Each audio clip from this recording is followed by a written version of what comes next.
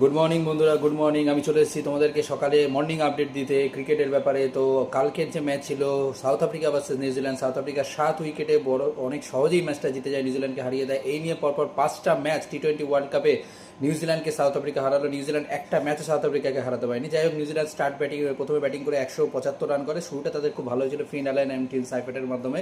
তো Finn Allen 17 বলে 31 করে, আর টিম সাইফেট 9 বলে 13 রানে তাড়াতাড়ি কুইকলি আউট হয়ে যায়। বা স্টার্ট খুব সুন্দর ছিল নিউজিল্যান্ডের, বহুত অ্যাটাকিং ছিল। আর মাঝখানে মার্ক চ্যাম্পিয়ন 48 রান করে মাত্র 26 বলে, আর হচ্ছে ড্যারেল মিচেল 32 রান করে 24 বলে। তো এরা দুজন ভালো খেলছিল, বাট তার মাঝখানে প্রচুর উইকেট তুলেছে সাউথ আফ্রিকা, প্রত্যেকটা একদম মানে ওভার বাই ওভার।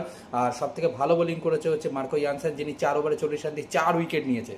তো যাই হোক, সে ব্যাটিং করতে নেবে মার্করম তো অসাধারণ ব্যাটিং করেছে, মাত্র 19 বলে 50 রান করেছে, যেটা সাউথ আফ্রিকার হয়ে প্রথম টি-20 ওয়ার্ল্ড কাপে এত কুইক হাফ সেঞ্চুরি পূরণ হয়েছে।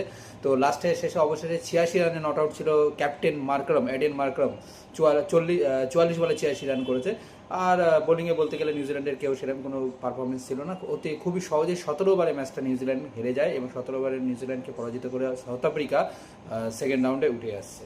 তো যাই হোক, পরপর 3টে ম্যাচ সাউথ আফ্রিকা জিতে দারুণ ফর্মে রয়েছে।